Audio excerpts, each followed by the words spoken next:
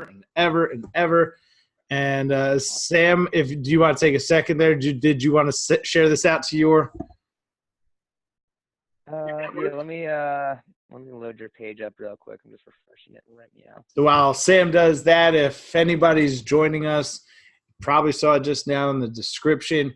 This is going to be one of the most important sessions that you pay attention to all of 2020. Sam's joining us from an undisclosed location right now, and I'm just kidding. He made special time for us to be able to have this conversation. So whether you're seeing this on YouTube for the first time, listen to it on the podcast version, you're going to want to pay attention. We're going to talk about a lot of really important stuff. If you're spending any money on advertising whatsoever, making sure that you have the fundamentals in place that Sam's going to talk about today could be the key to unlocking your biggest year ever. So I'm going to check in with Sam. Hey guys. So today, are you ready? Oh, yeah. Oh, cool. All right. Well, hey, here it is. So check it out. Ladies and gentlemen, if you're here, it's because you want to get better. The Out of Home Insider Show, where we bring you tips, tricks, and insider insights. And today we're talking all about SEO. What happened to me, and I shared this story with Sam, and when we started talking about it, we said, there's just a ton of, there's a conversation that needs to happen here. I saw a billboard, great billboard, got my attention, right? That's what it's supposed to do. It got my attention, and it got me to Google the thing that was on the billboard. Unfortunately, what happened was that the only thing I could remember from the billboard was the tagline. And when I Googled the tagline, I couldn't find the restaurant. I was so frustrated. And it probably took me, truthfully, an extra 15, 20 minutes to find it because I needed to go find a picture of the billboard. It was a total pain in the butt. Ended up eating there. Food was great. Service was great. But there was a huge disconnect from the advertising to the actual online experience. And Sam, right before we kicked off the show, you had said something to me that I was like, what the hell does that mean? Sam told me that the Out of Home Insider ranks. And I was like, that sounds good. Sam, what's it mean to rank for something when people type it into Google?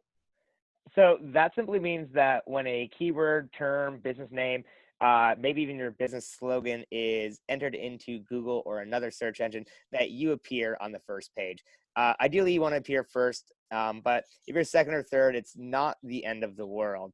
And today we're talking about SEO, which is how we rank higher.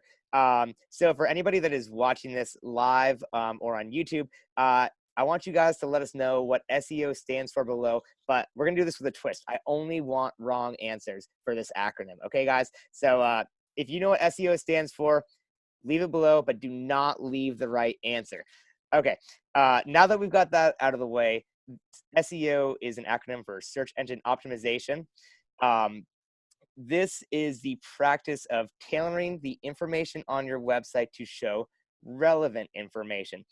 The easiest way to think about this is if you want a super quesadilla and you type in, I just want the most super quesadilla ever to Google, you're going to see some great quesadillas on Google Images. In fact, you might even find a restaurant named Super Quesadilla. They rank very highly for large quesadillas. So there's a lot of different ways we can kind of tackle SEO and a lot of different things that we can do that help boost our website presence. Some of these things are going to be making sure that your web pages are indexed, which that means that Google knows you exist. They know that there's content on your pages. Another thing would be real quick on the indexing part. Mm-hmm. What does that mean to index? Does it just mean to have a page built on your website? Is that something that a business owner or a marketing director needs to do? Is it something that your website company should do? What does it mean to index, and who's ultimately responsible for making sure that we're indexing for something? Well, you definitely need to have a web page to be indexed. If you don't have any content, there's nothing to share. Think of it when you look at the back of an owner's manual or a textbook, and you're looking for a specific category within that owner's manual. They've got the index there, and that tells you what type of content is within that page. And usually it's a category of some sort. So when you index to Google, this is the responsibility of the website owner or administrator. you do need administrative access to index your web page through the Google Search Console. And it pretty much says, this is what I have, this is where it is. And that allows people to kind of see little snippets of what's available when they search for a specific term. Would you say then it's before we do any sort of advertising, regardless of what type of business you're in, it sounds like it's probably pretty important to make sure that those things are happening. Is that a fair statement? Like, have that stuff in place before we run ads, billboards, online, before we do any of that stuff. Sounds like that should be step one. Fair statement? Yeah. At a basic level, yes, you do want to make sure it is done. And then as you add new content, new campaigns, new landing pages, you want to make sure those are showing up on Google as well. Chances are they'll probably just pop right up unless you get Search Console errors, and then you fix them and you go forward. So for something like that, for maybe a small business owner that they run a detail shop, let's say, and they're busy getting new customers, doing payroll, they're busy doing all these things. So they have somebody like you, a consultant or an agency that they work with. What sort of things should that business owner be asking to make sure that they're working with someone who's qualified? Now, assume that the business owner doesn't know anything other than how to get onto Google. Let's assume they know nothing about what we know. What sort of questions should they be asking? Are there red flags, things that are just not correct but get spun really frequently within the space? What do you see? What do you see that makes a good SEO partner? Okay, you definitely threw me for a loop at the end. I thought you were just going to be asking about the indexing in the Search Console. With a good SEO partner, I would say you need to definitely question their credentials and see what they've done in the past. An easy way to do this is by inspecting what you expect. So getting examples of what they've previously done, like their web page, seeing what type of data they have there, making sure that the data they have is set up correctly, and then seeing how their web pages perform, are all types of things at a very simple level that you can get from a marketer and say, okay, here's how fast you say you can make my website. Here's how many people you can show it to, how many people are actually going to click on it based on your past performance. And here's what you've done to make sure that the information that we have is relevant and concurrent. Okay, so it sounds like find somebody that has previous work, right? You don't want to be the first one that they work with. So find somebody with some previous work. Definitely make sure that it's in line with your brand, your standards. Is this going to be a good part? They might be a great person, really, really knowledgeable, but maybe they don't have the design style that fits my brand. So it sounds like finding somebody that just 101 can build a website that fits into what my company does. Yeah. Probably. Okay. And there's a lot of different people out there that can build you a website. And nobody's going to tell you that they're awful at things except for me. Listen, like I've got a client right now who spent $15,000 with a website company, and guess what they don't have? If you guessed a website, you'd be correct. $15,000 with a website company that couldn't produce it because the minute things got technical, it came out that they were actually outsourcing the build of the website. Is that if let's say I sat down with somebody and they seemed like they really knew what they were talking about, I liked their portfolio, and I asked them, hey, do you do this in-house or do you outsource it? Does it matter? I think of it like a general contractor. If they're a good general contractor, does it matter if it's outsourced? What's your opinion on that? Should it be done by the person you're doing business with, or data concerns? What are we overlooking? It's pretty common nowadays in like the entrepreneurial space for people that are scaling up agencies and kind of starting out their businesses, or even are established to get VAs or virtual assistants. A lot of times they're based out of the Philippines or other countries where English is a second language. Labor is pretty cheap. We're talking just a couple bucks an hour for things that you or I would probably build 10 times for at least. Sure. So there's a lot of cost saving there. There's also a lot of very talented people out there. I've worked with software teams in India before that are way more capable of building applications, programs, websites than I am. So it really kind of depends on the team. If they are outsourcing, you kind of want to know what their technical expertise is, what their limitations are. And chances are, if they can get their website to rank on Google and, everything looks good, it feels good, it's fast, they're a good partner for you. That's an interesting point. So two things that you said that are really interesting. One, that it's okay to outsource if they have the capabilities that you need, if the past work reflects. So I guess the analogy of a general contractor really starts to make sense, right? If hey, I've got Sam Clark here, he's the best website general contractor that I know, right? You don't have to be the best plumber. You don't have to be the best electrician. You just need to be the best at putting the best people together to get the job done correctly and on time and on budget, right?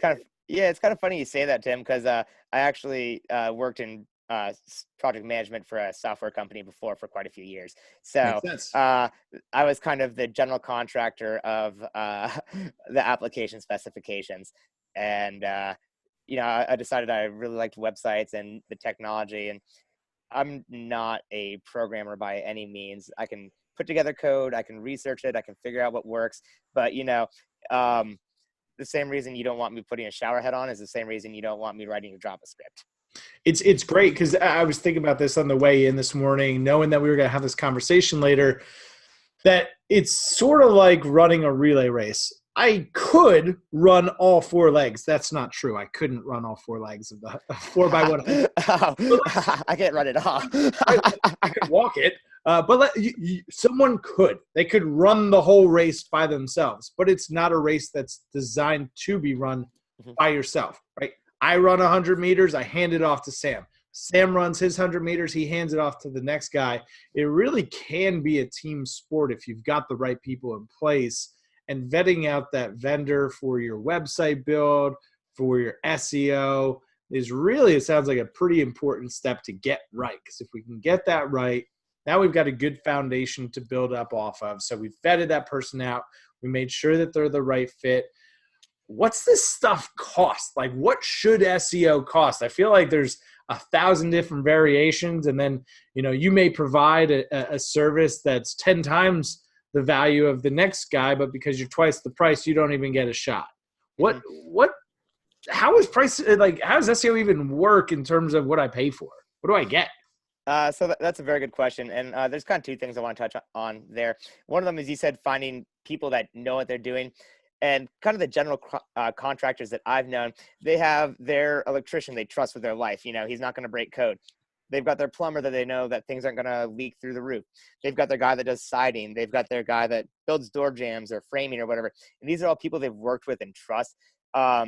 So, like, for example, I'm not a Facebook ads guy. I can audit them. I can kind of optimize them. I can look at maybe why something's not working on there.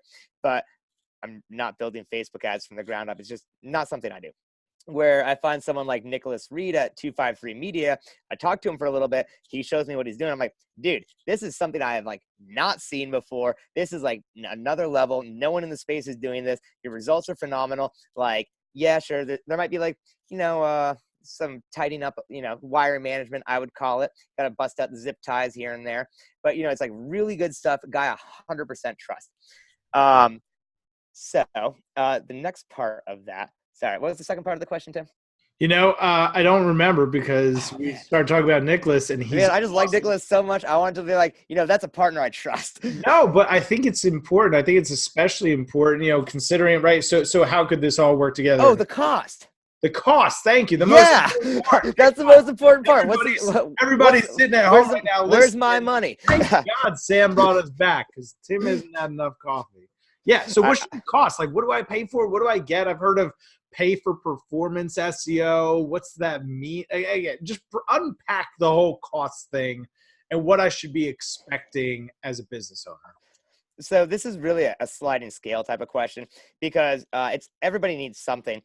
Think of it like when you buy a cell phone, or you see the new iPhone advertised at $499, and then you go in there and you realize that the base model doesn't even have enough room for the whole operating system. So you need to get the bigger hard drive, and then you're like, well, I really like the third camera, so you need to get the third camera on it, and then you can't walk out of the store without a case on your $1,000 phone.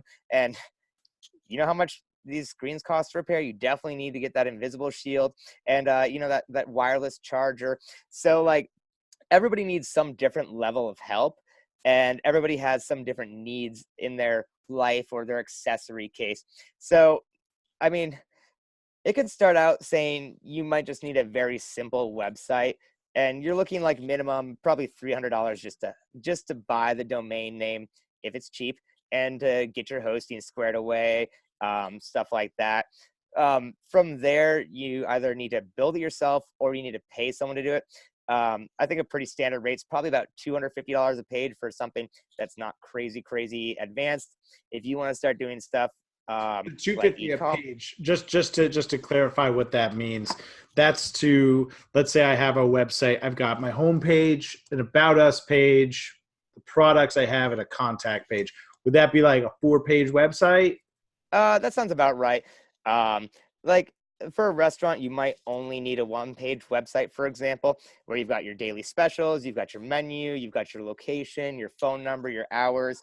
But then you can also break those up into individual pages. So when somebody wants to view your menu, they're actually going directly to the menu link, for example. So that'd be a separate page then at that point. And most websites, probably going to need to be at least 4 or 5 pages. So you're probably looking at least $1,000. When you get into things like products and maybe specialized integrations, that's when things can start getting a lot more expensive. For example, if we're doing product pages, I can't just put 4 products on a page. I'm going to need a landing page for each product. We're going to need a checkout page. We're going to need to process payments. So all those things can add up. In terms of like SEO optimization, that depends how big your website is too. And that depends on the type of things you're selling or the types of things you're doing. Where if you're a pest control company, you probably have a pretty simple website, unless you have like online scheduling or something. But if you're an e-commerce website, you could have hundreds of products, and there could be a lot more research to put into each product and what people are looking at. So that's a really good point. And sliding scale is the right way to describe it. And I appreciate you adding color to that. So how does a business owner protect themselves from either getting overcharged and sold too much or not getting enough? Is it checking other sites in this space? Would you say there's sort of a general rule of thumb? Every business should have at least 5 pages. They're the core 5 pages that they should have. How do you keep yourself from getting taken advantage of? I definitely don't think every business needs 5 pages, and there's a lot that need way more than 5 pages. Just like when you're shopping for a car or internet, call around. Ask for reviews, knock on your neighbor's door and say, hey, how fast is your Comcast connection? Or then go to the next neighbor. Hey, how fast is your AT&T? How much does it cost? So especially like when you are working in a niche space, like even pool repair, there's a couple pool repair companies. You probably know what your buddy does. You've probably met him before, probably shake hands. You say, hey man, listen, I'm looking for someone, or even if it's not in your same vertical, if you're a business owner, you know other business owners. They have resources. They have had somebody do it before. Business owners, if they care, say, yeah, my website looks great, or, there's something missing. It could do a little bit better. That's great. That's really helpful information. So you and I were talking a little bit before we went live here, and you had brought up a great suggestion. I'm going to tie it back to a point that you made early on about using the Google keyword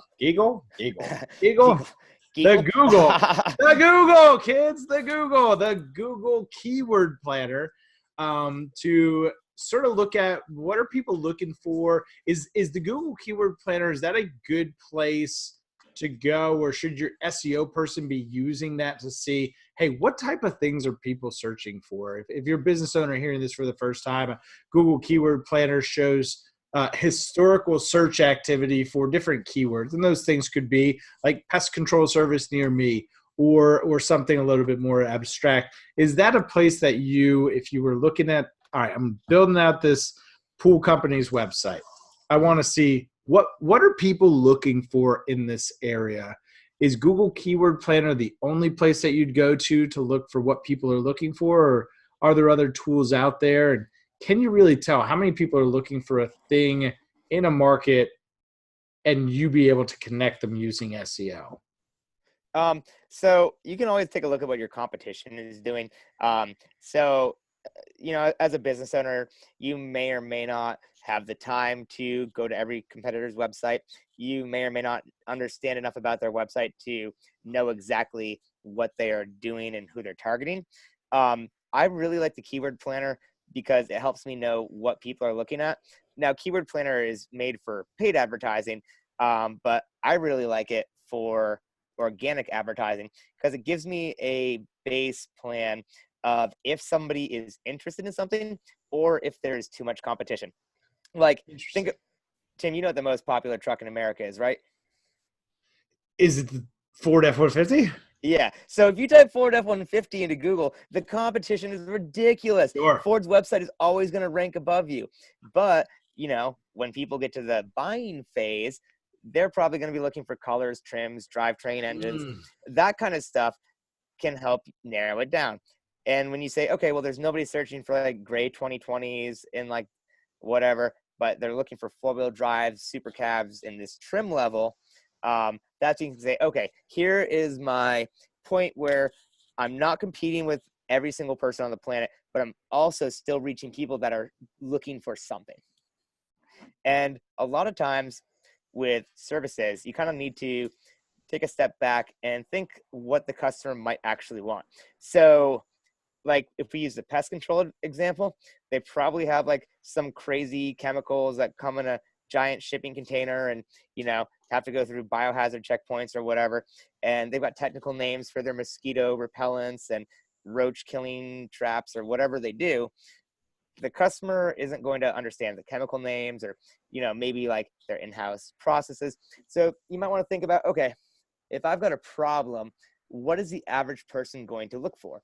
And that's another really nice part of the Keyword Planner is that it gives you search suggestions. So, if, there's a lot of synonyms and synonyms out there. So if you are looking for one thing, this might say, well, this is pretty close and people actually like this more. That's really helpful and a great way to look at it because sometimes when we are too close to a thing or we're in the industry, we use industry speak, we use buzzwords that only make sense in our language, and people are like, what the hell are you talking about? And Google Keyword Planner, it sounds like, gives you that more objective. This is what real people who want to do business with you, these are the words that they're typing in. This is how they talk. So it sounds like in a lot of ways it makes you an even better business owner and understanding what your customers may be going through on the other side when they're trying to find you. And if we can understand that, then it makes it really easy to find each other.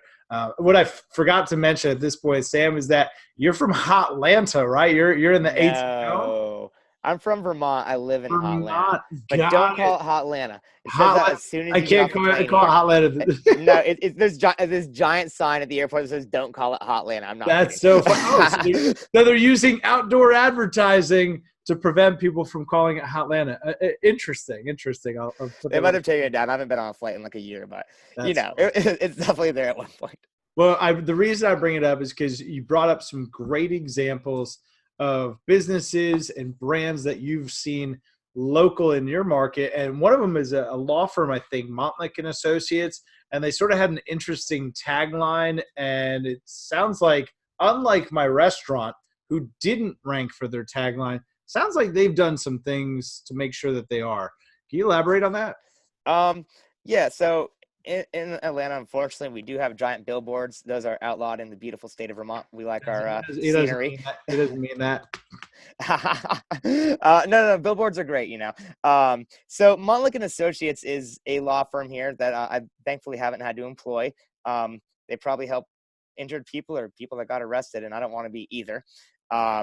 So they have all these signs all over, and it says things are looking up, and like it usually portrays someone that had an unfortunate situation, is now going to get a wicked big settlement coming to them. Probably going to retire for 30 days till they spend it all. So I didn't remember Montlick and Associates' name. There's actually a couple different and Associates law firms here, and another one also starts with an M. And real quick, I'm sure if you're an attorney listening to this, you are probably a law firm that has and associates and partners or multiple names within the title of your firm. So it's probably even easier to be remembered for a tagline or a thing than it's going to be for your name. Mm-hmm. That be sort of accurate here? Yeah, especially like with how interesting spelling can be in the great state of Georgia. There's a lot of names, and when you're passing by something at 80 miles an hour, you don't catch every single letter all the time. Sure. So you remembered the tagline, things are looking up, and you went back to Google, and what happened?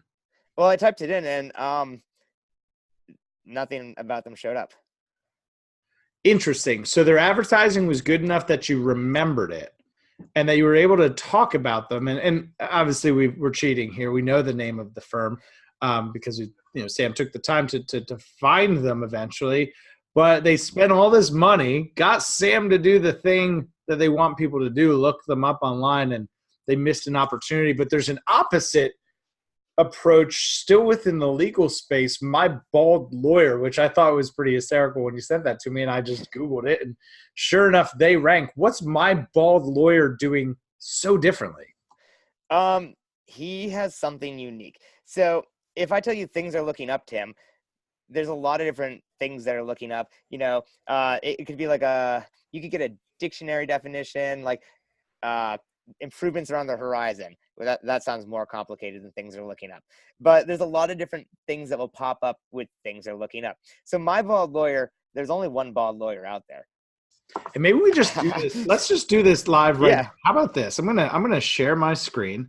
All right. Because I thought that this was pretty cool. Sam, if you can let me know if you can see my screen, then that means everybody else can see. It says you started, but I can't see it yet.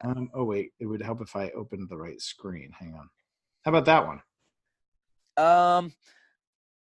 Geopath. I don't know what that is. Yeah. That's the one. That's the one. So I'm just going to type in My Bald Lawyer. Now, I did do this on my phone the other day, and I am logged into Before you do this, Tim. Yep.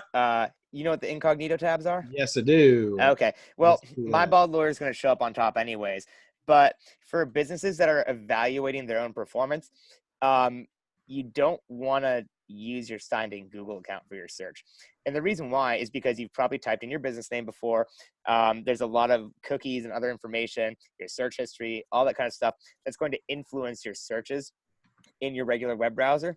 So the incognito windows kind of give you a fresh, open, nothing saved start where you can see, okay, this is how somebody else will see it. Got it. So I just typed in My Bald Lawyer into an incognito window. And, sure enough, there's a whole bunch of stuff about this bald lawyer and pictures of his billboards and press releases. Lawyer uses his head in bald lawyer ad campaign. I mean, look at this. Look at all this. This is crazy. Oh yeah, he's got YouTube videos showing up on the first page. There's multiple people talking about him, linking out to his website. He, like you said, billboards showing up all over the place. It turns out this guy actually has a name too. It's on his website. I'm sure he does, and I'm sure he doesn't care if you know it or not because he doesn't put it on any billboard. Why would you, right? He's got the Mr. Clean looking thing with the suit. Injured, don't pull out your hair. My Bald Lawyer. I didn't see that one. Oh, dude, this is excellent. Right? That's awesome. I mean, shoot, he ranks for. I guess he ranks for Billboard. Oh yeah, he probably has those. Where's that pic? Let me check the images. It's a little bit image results better on my screen. Yeah. Oh yeah, injury lawyer win. Oh, look at this. Inbound marketing. Yeah, these are the people that are talking about his billboards, and they're probably using really good metadata or tags so that people know what this image is. Because otherwise, it's just a picture of a bald guy. Nobody knows it's his law firm. And how great is this? Now we're to the website. We're really going through the customer journey here. We saw this billboard. It's memorable. It's easy to remember. The website, the URL is what's on the billboard, and it's a bald lawyer. Like, it's pretty easy to figure out. Mm-hmm. Google, they've done everything right to make sure it all connects. And look at this, scrolling across the screen, all the huge settlements that they've gotten, all the different types of cases that they work with. I'd say it's pretty buttoned up. Mm-hmm. Top to finish, or top to bottom, if you will. But so this is an example of an attorney really doing a good job. Sam, I got a game for us. I thought that would be a little bit of fun to play. It's a 2-part game. So I'm going to give you a This is a niche here. surprise. Yeah, so I'm going to go back to that Geopath screen because I want to show off just how cool outdoor advertising is. And we've talked about SEO. We've talked about the importance of your website, ranking for the words that are in your advertising, making sure that it's cohesive, making sure you're working with a qualified marketing general contractor, if you will, to put all of these things together. Because if you're spending any money on advertising whatsoever, it's got to be cohesive. And even if you're not spending money on advertising, if you're in business in 2020, your website's got to be tight.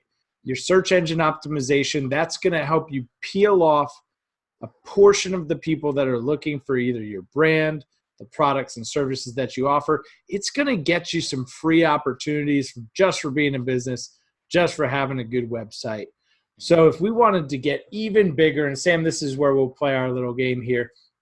I'm going to start by picking Atlanta, and then I'm going to let you pick the rest of this stuff along the way. Ooh. So this is a tool called Geopath. This is a tool for outdoor advertising operators, billboard companies. It could be for buses. It could be for transit, bus shelters.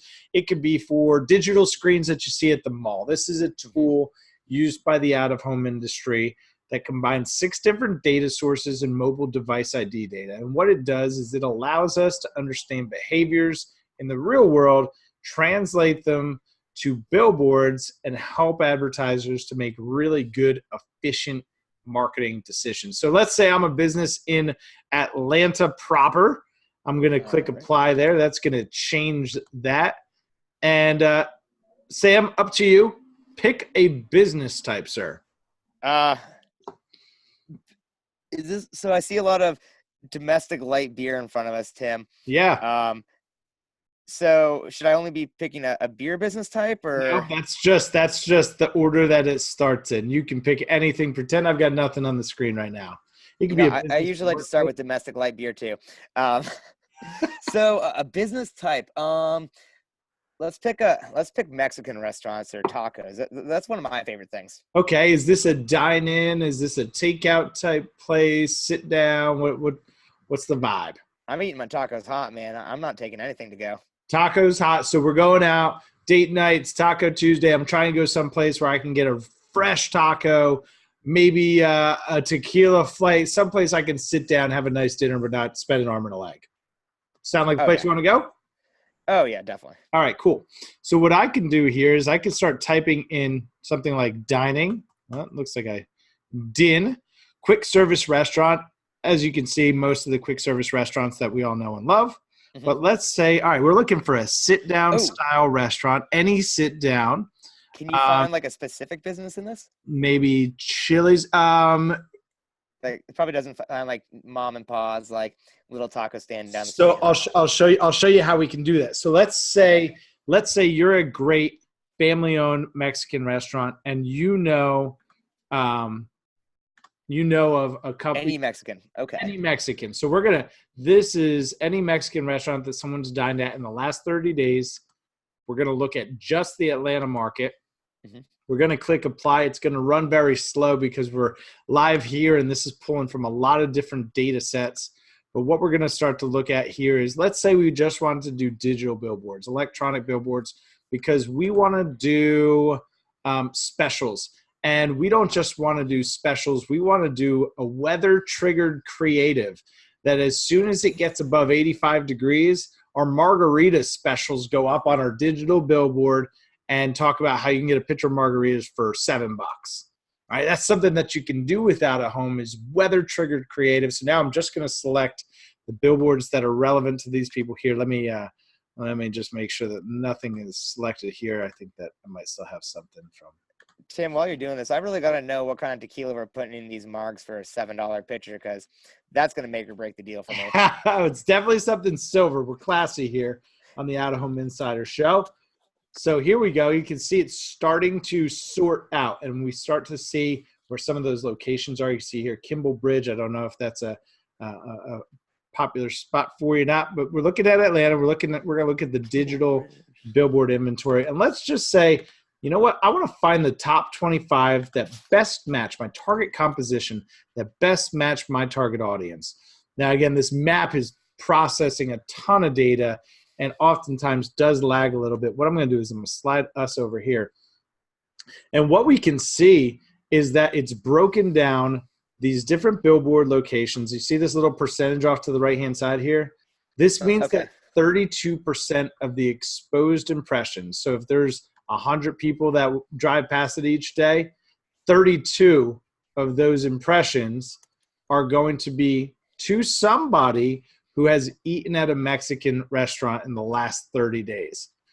So in terms of being on target and getting your message in front of the right people, now you can do that without a home by using a tool like Geopath so that you're on just the right locations. But you still might say, yeah, but Tim, billboards, they're freaking expensive, man. Like, it's a ton of money.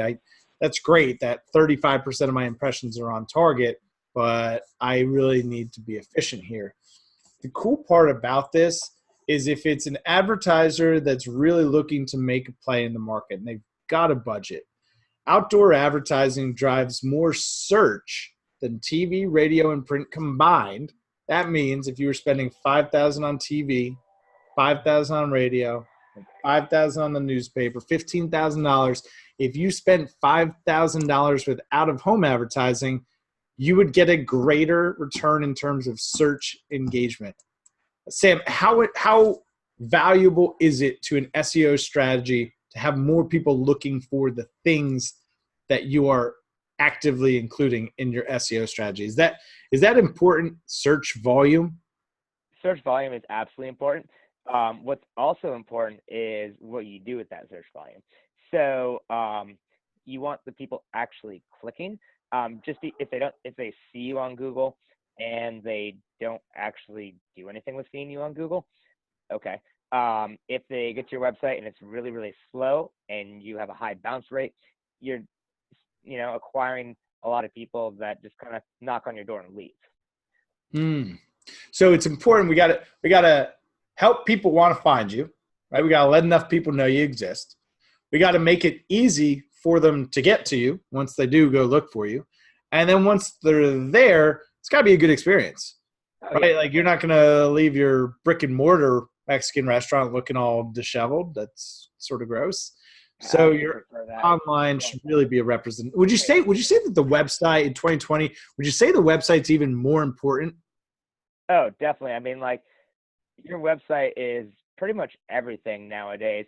Obviously, if your food's not good, I'm not coming back. But if I can't find you, I'm never coming there in the first place. And if I don't know what your pricing is like, if I don't know what you have available, if I can't smell it through my phone, I'm probably going to look somewhere else. I can't smell it. That's the sound bite of the session. If I can't smell it through my phone, look for somebody else. If I can't see that crispy cheese on the quesadilla, like, if it's not like crispy, like in my mouth, like, taste it. Sorry, that was my screen protector I just spit. Like, I'm getting hungry, but you're right. And so I'm gonna share my screen again. Because there's a part 2 to this game, and I want to make sure that I've got the right screen here. There we go. So we talked about being on target. We talked about the efficiency of outdoor advertising in terms of driving search. As a matter of fact, it also drives more social engagement. That's Facebook, Twitter, Instagram. Drives more social engagement than TV, radio, and print combined as well. So if you're doing any of those traditional mediums, and you're not too sure if things are working anymore, outdoor could be the way to go to not only get more efficient, but also to quantify it.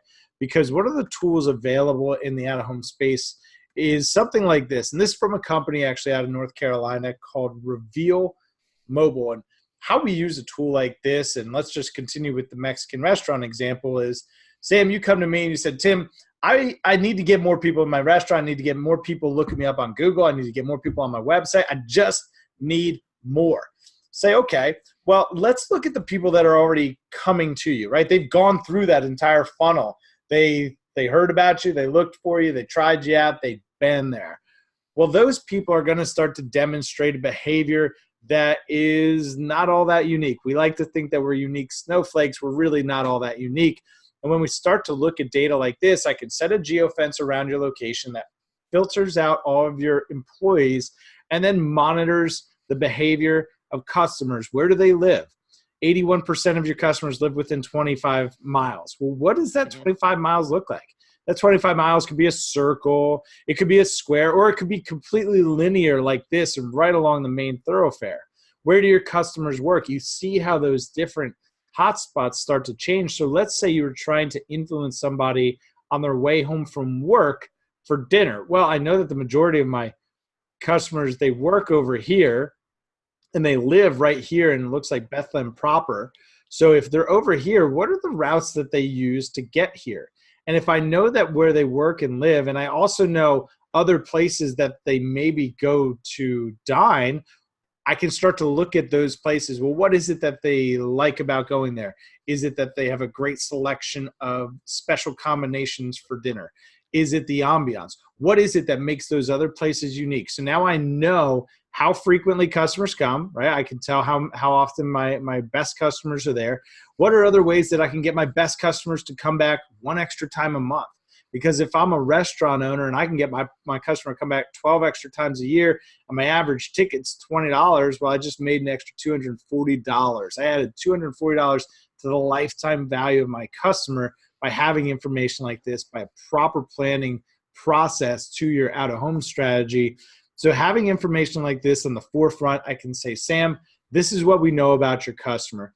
And we're going to target those diners and Mexican restaurants. We're going to look for locations that are right in and around here, because those are the ones that make the most sense based on what we know historically about your business, what we know about customers who are already chosen your business. Is this anything that you've seen before, Sam? And don't feel like you need to glorify me here, but are there conversations like this taking place? You work with so many different businesses. Is anybody as a media partner bringing ideas like this from what you've seen to the small business space? I think that this is pretty neat, and I've never worked with anyone that runs billboards before. I didn't really realize that they actually geo-targeted those things. I figured they just popped up an advertisement, but it makes That's what I sense thought, man, right? It makes sense that every single digital ad I see is Atlanta-based now. They're not showing me, sawdust mills in Oklahoma. Sure. It makes sense. And that was, for me, that was really the big epiphany, the aha moment as a digital marketer coming into the out-of-home space. And I'm seeing all the technology available. This is just like everything we've done online. This is every single Facebook ad. This is every single Instagram ad. This is everything that we already do. We target behaviors. We target psychographics. We target demographics. We're just able to do it now with billboards efficiently, cost per thousand basis. That's always a fun conversation when you're talking about big media. What's a cost per thousand? 1,000 impressions. What's it going to cost me? I'm running Facebook ads right now for my. What's that? 1,000 people pass by your billboard in 2 minutes. So totally, it's a frequency medium, especially in the digital billboard space. Those digital billboards and advertiser on a normal digital billboard is going to have between 900 and 1,100 what we call commercials a day. So, is it a direct response medium? No. Can it be? Not sure. I'm testing it right now, as a matter of fact, to see, can you drive qualified leads from a billboard to a website without any additional support? I'll let you know. But certainly a frequency medium that, as we are more exposed to the message, and there's so many fun ways. I'm working with a presidential super PAC actually with their digital billboards, and there's dynamic things you can do with that. Let's say you were that Mexican restaurant and you wanted to do hashtag super quesadilla, right? Because you know that outdoor advertising drives more social engagement than any other traditional medium. I want to do hashtag quesadilla on 2/3 of my billboard. And then to the left of that, I want to put up pictures of my happy customers eating said super quesadilla. But I don't want to go through all that work. Billboards are dynamic. You can just drop all of that content into one place and it pulls out. So, Tim, that the super quesadilla is absolutely amazing. But they already rank on the first page of Google Images for Super Quesadilla. Awesome. So that's the best part. So quesadillas, you do not understand how big a 28-inch quesadilla is. That's a huge life-changing. idea. So how does not do it justice? That could be a fun billboard campaign of just that, like Super Quesadilla, other guy's quesadilla. And the quesadilla your girl tells you not to worry about. What's that? The quesadilla your girl tells you not to worry about. Hey man, that's a great social campaign. People going back, but you can do things like you could do. I love this one. You can do dynamic weather. You can do dynamic time. So you could turn yourself into the clock that everyone looks forward to and have it say quesadilla time. Whatever time it is, whatever the weather is, people look forward to it. It's a fun way to brand. There's a lot of stuff that you can do. And then obviously being able to track it back to foot traffic into the restaurant's a pretty valuable thing. And when you were saying like keeping the customer coming back, obviously, your ad or their interest gets them there. But the best taco place that I've found in the area, I didn't go back there for almost a year because friends like, hey, there's this cute little taco place. Here's the name. You got to check it out. Let's go together. It'll be a cute date. So like we kept not going on taco dates together. And I finally said, hey, I'm going there without you. And I show up. I'm like, this is the first place I ever ate in Atlanta with somebody that like I met here. Like it was like a weird like friend of a friend of a friend, like from high school connection through Facebook.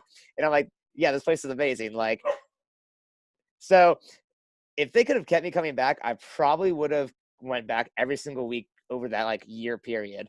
Because it was so amazing. Here's the cool thing about that tech, and you'll love this, especially as a digital guy. So let's say I did do that, right? And I geofenced your restaurant because I wanted to know who went there. Most advertisers would just sell you a geofence campaign, right? They serve ads to everybody that's gone there. And it can vary in price, but let's just say it's $10 for 1,000 impressions. With this technology, I can actually capture all the device IDs that were there and then serve some. Hey, if you want to bring the pup on screen, man, my dog has made many appearances. Hey, Gil. Gil, you want to say hi? Puppy. Hey, baby. One of the 3 dogs here. That's awesome. See, Out of Home Insider is a pet-friendly show, ladies and gentlemen. Got a blind border collie at home. So yeah, we can capture those device IDs and then you could serve them digital ads at a cost, 1/10 of what a digital marketer might charge you to just geofence that. So many opportunities to just get more efficient. We've talked a lot about SEO and connecting the dots. If you had to look at just 10 businesses, whether they did billboards or not, out of those 10 businesses, how many do you think are missing an opportunity to just have better SEO that connects them with people already looking, whether they spent a dime on advertising or not? You looked at 10. How many are missing a real opportunity because they don't have an existing strategy? 10 out of 10 almost every time. No kidding. So if you're listening to this, folks, there's probably a good possibility that you're missing opportunities and significant opportunities that are out there for you. If this is something that's valuable, everything that you're going to need to get in touch with Sam is going to be inside of the show notes here. So do take advantage of it. Sam and I have been connected for a long time on LinkedIn. Sam, is there any place that's better to find you? Is LinkedIn the spot these days? What are you up to? Sorry. So usually people can just like call me or text me. My cell phone number. Should I say that here? Yeah, listen, anybody that's listened this long has found incredible value. I don't think it would be a bad idea. Say it twice. It's public on Facebook anyways. I've been told my profile is a security nightmare. 802-299-0937. And if you prefer like those email things, inspired by the greatest hip-hop hit of the 21st century, 369 Sam Clark is fine at gmail.com. That is a strong email, my friend. You're pretty involved too, I think, in the Volkswagen Atlanta car scene. Definitely. Yeah. I definitely have driven fast and took too many chances. I run the Atlanta MK7 Club. When it first started, I I actually got kicked out of another car club for Toyota owners. And I said, screw you guys. I'm getting rid of this car. I'm buying something else. I'm starting my own club. So I bought a brand new Volkswagen and set up the page on Facebook. And we just crossed 956 members today. I'd say that's great organic growth. And if you need more proof than that, then I suggest you get in touch with Sam. He's worked with countless businesses, and he's clearly demonstrated here today that he knows the inner workings of what makes a website work, what makes SEO work, and how to connect all of those dots. So again, hopefully this has been helpful for you. Sam, anything you want to plug, man? Is it you got any projects that you're working on? Give us something. Definitely. So there's a couple other things I'm working on right now. For everyone who's already made it in the world, I want to give a big shout out to my homie, Chris Goins. He is the owner, operator, and solopreneur of Teak Mafia. He custom designs high-end hardwood marine furniture. It is super, super nice. You can check his website out, Instagram, Facebook, TEAKMAFIA, Teak Mafia. I get to hang out and make some sawdust with him every now and then. It's a lot of fun. And, your boat will look a lot better without plastic on it. I promise. I take his word for it. Oh, definitely. The other thing is we're going to be starting a new website project pretty soon. So I've been doing a lot of work for a Mexican restaurant, surprisingly. That's probably shocking to you. After all that. Recently, and I've been doing a lot of experimenting with just kind of like what makes the pages faster, solving kind of common problems that we encounter with next generation technologies being adapted, where people aren't quite sure, okay, we've got this new thing, okay, it works. How do we make the old and the new work together without causing issues? So I was going to call it building the perfect website, but I'm not sure that's possible yet. So I'm working on a project right now. Nicholas over at 253 Media is going to be involved. Basically, he asked me the other night, Sam, what does this stuff mean in the real world? Which is a question that a lot of business owners are going to ask. They're going to see dollar signs on the cash register when you start talking SEO, revitalizing their webpage, whatever services they may be. And I said, you know what, Nicholas, I've got a few different websites here. The fast ones are drastically outperforming the slow ones. And, they all have pretty good SEO, but let's see, if we have great SEO and a great website design and amazing speed, what that really means for the bottom line of the dealership, or I'm sorry, not dealership, customer. And, what we need to do to get there, what the common issues are on the website, and just like have all this documented to show people, okay, here's what this means for you. I think it's incredibly valuable. And the fact that you're always testing and trying to get better, not resting on your laurels, which sometimes can make your job a lot harder because there's so many people that get out there, they get comfortable and they do a bad job and they sort of fuck it up for everybody else who's doing a good job. So, ladies and gentlemen, if you've listened this long, you've clearly gotten value. Reach out to Sam if it's for a consultation, if it's for a full build out. I can't tell you how often folks run into the snafus that we talked about earlier today. They get on board with somebody and it just wasn't what it seemed. Sam is as advertised. He's been completely consistent the entire time I've known him. He's a man of his word. If you're looking for an improved website, if you're looking for an SEO strategy, if you're looking to tie the old and the new, if you're looking to integrate your outdoor advertising with your website, make sure everything talks together, he's the guy to talk to. So, Sam, before I let you go, I'm going to have you finish the little game that I've created here. We talked about the cool tech and stuff, but what I did was I grabbed some creative here. And I just figured, you know what? Give me a 30-second SEO strategy based on the billboard that you see. I'm in the hot seat. 30 seconds. Here we go. Here's the first one. This is a fun one. This is a local restaurant. It's in Forks Township, hence the forks here. These are called extensions when you have things come up off the billboard. But this is right on Main Thoroughfare. Their tagline, dine where casual and chic epically high five. And you get the two forks high fiving and their name over here. Sam, 30 seconds. What would you do SEO wise? First thing I'd probably do is especially high five. I'm not. Epically, What's the I'm name sorry. of this Epically. place? It's called Serve. Great question. Like, I'm like, is it That's the high name. five? The name of Okay. the restaurant is Serve. Right. So you got this great creative, a great tagline, but you asked the question, what's the name of the restaurant? So Yeah. let's assume that everyone passing it doesn't get the name of the restaurant. What would you do to help them find it? Well, we obviously have a slogan here, and casual and chic diner is probably something you could do. Or I don't know what high five is supposed to. Especially high five? What? Well, it's Oh, epic, epically? epically. What? It's these What two does this big. mean, Tim? It's these two Is big this your billboard? because it's epic. I'll have to get a video for you. You got to see this thing life size. It looks epic. What's an epically high five? It's this. It's two forks reaching across these two buildings. Oh, it's actually at the restaurant. Well, the restaurant is in Forks Township, so it was a total play on words. Forks Township. We got these two forks. We're doing something weird and sort of wonky. That's the idea of outdoors. It's supposed to stop you in your tracks and be thought-provoking, which is great.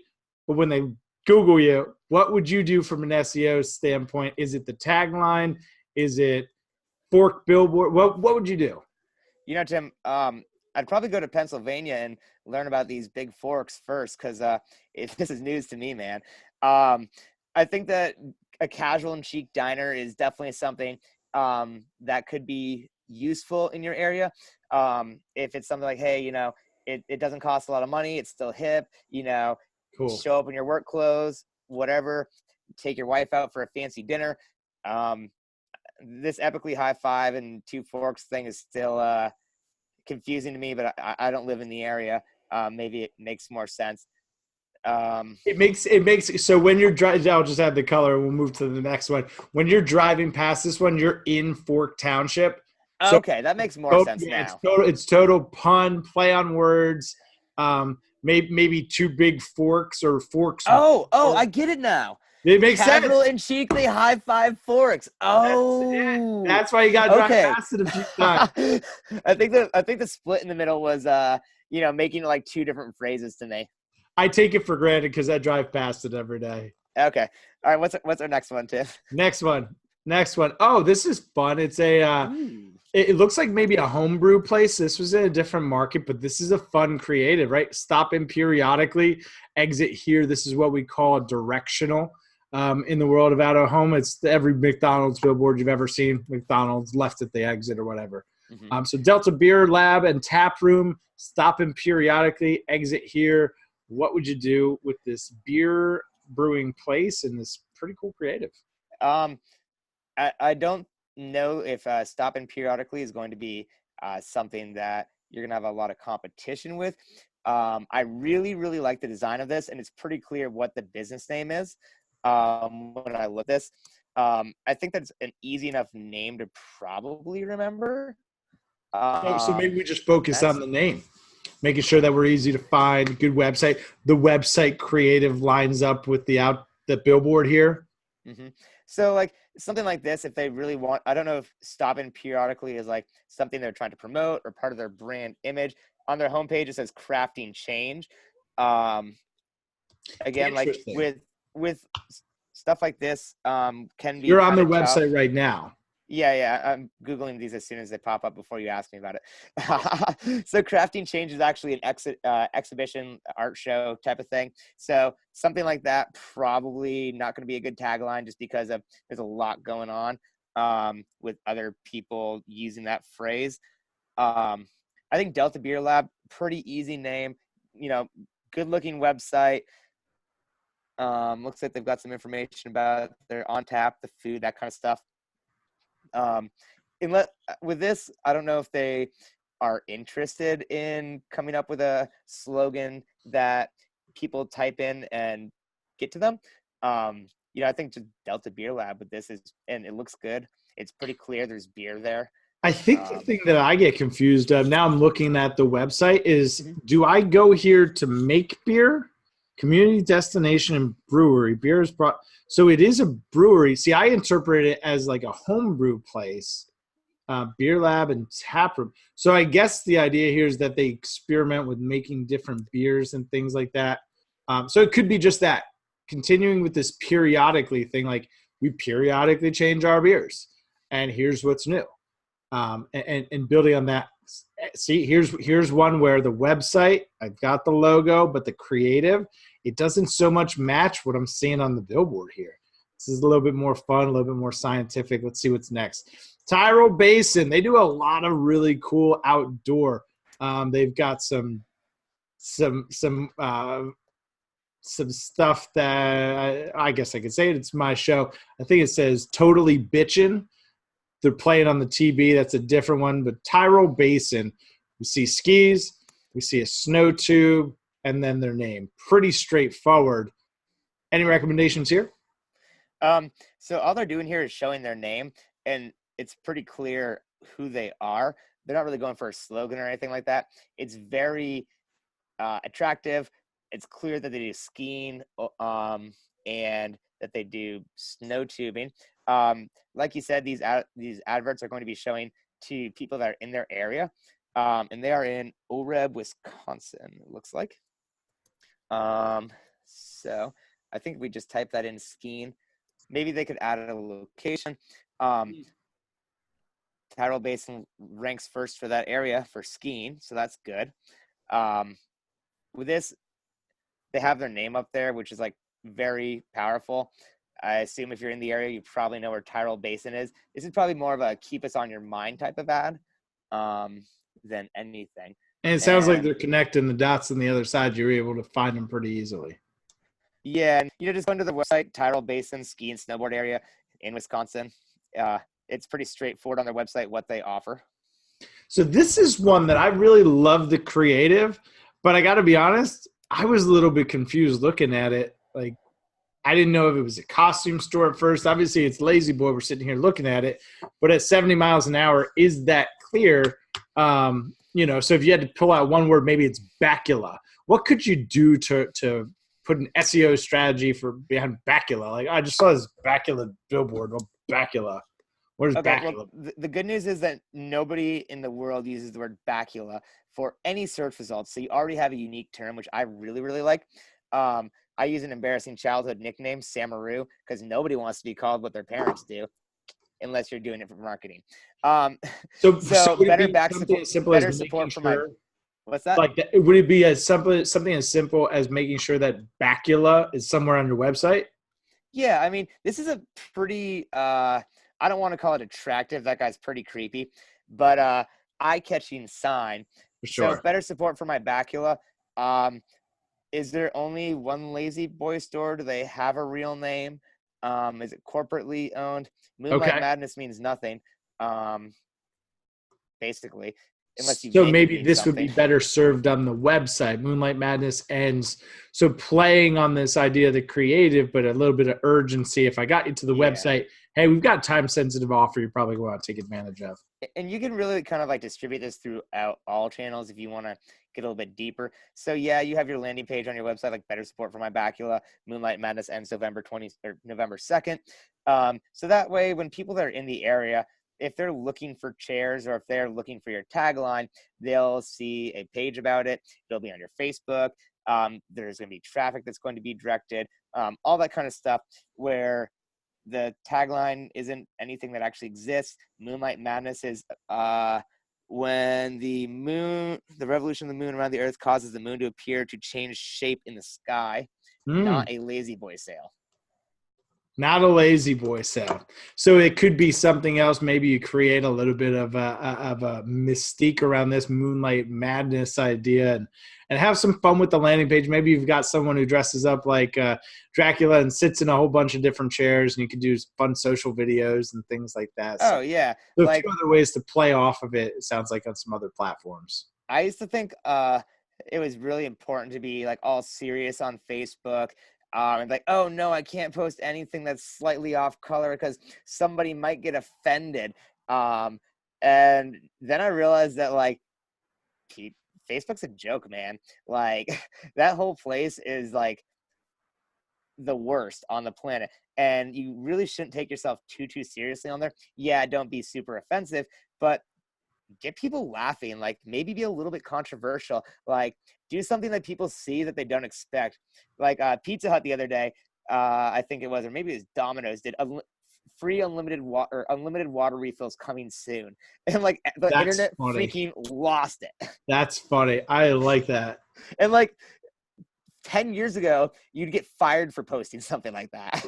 It's a great point. So really, and this is like the Wendy's clapbacks, that stuff goes viral. So strong, right? So it's doubling down on who you know your audience is. Don't try to please everyone, right? The reason that we do outdoor advertising is to create that emotional response, right? To evoke an emotion in the blink of an eye without making a sound is sort of how I phrased it.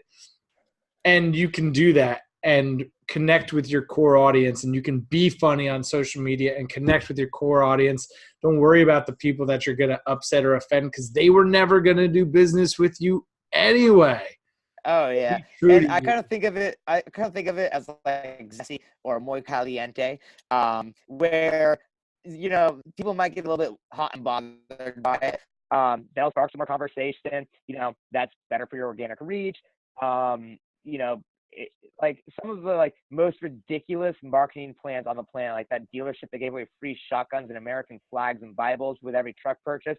The national coverage. National press. Like everybody talked about them, even though there's a lot of people that think guns shouldn't exist or that don't like the Bible, whatever. It's like the naysayers, the negative press is better than no press at all. And what I've realized kind of like running social groups on Facebook is that when you're a little bit kind of close to the line, is that the people you interact with are like, oh, well, he stepped a little closer, maybe I can too. And then you get more people interacting with more content, and it just blows up your growth. It blows up your people talking about you. I love that. It's so relevant for any restaurant that really wants to create a unique identity, like the Super Quesadilla.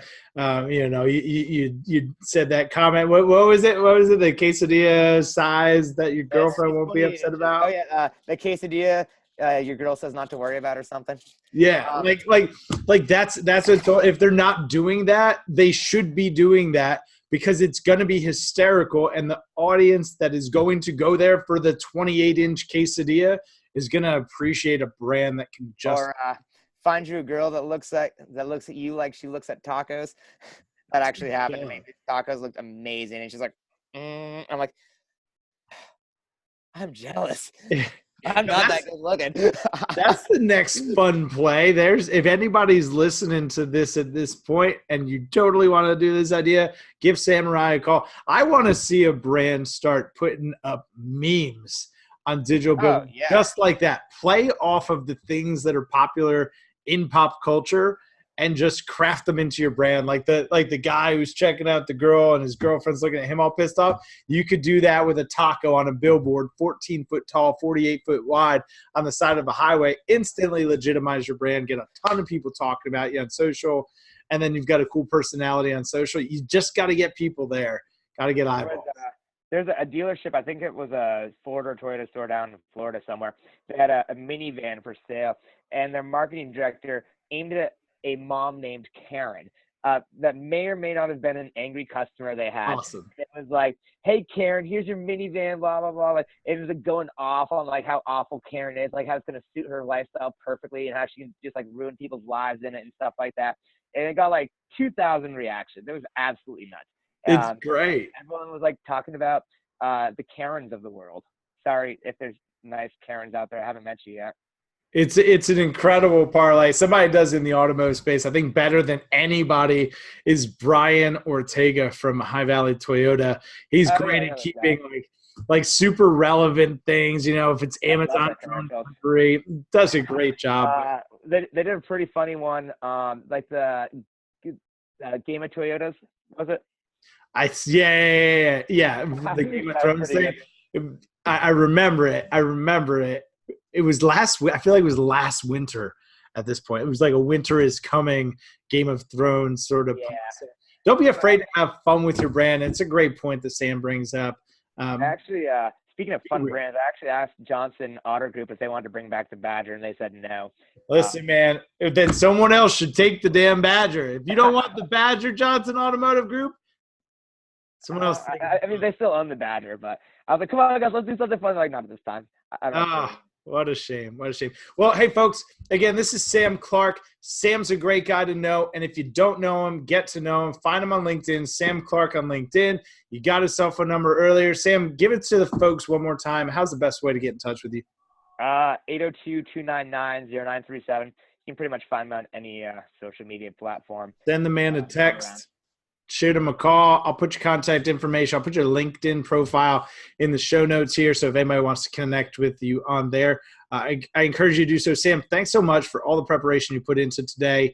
Everybody, you should know that Sam has been one of the most prepared guests for the Out of Home Insider Show to date. Really appreciate that. I don't know if our lesson plan for today is worth sharing with people on your website or a LinkedIn post or anything. I think there's probably some good info in here. Maybe we can add that a link to that later or something. I think it's a killer. Do you have a website for yourself? Not right now. So when we get there, we'll definitely link it to that. But, you're not going to use that to find. Well, you could find me. What we'll do, I'll ask you to do this, Sam. Clean it up. Put it into a couple of bullet points, and then what we'll do is we'll share it as a Google Doc inside the show notes so everybody can just real quick grab it and see some of the key talking points. How's that sound? Sounds great. Cool. Awesome. Again, thanks everybody for tuning in. This is the Out of Home Insider Show. We're bringing you tips, tricks, insider insights. If any of this has been valuable, I encourage you to share it with someone who could benefit from the information. Like, comment, share, do all those things. We appreciate you guys, and we'll see you real soon.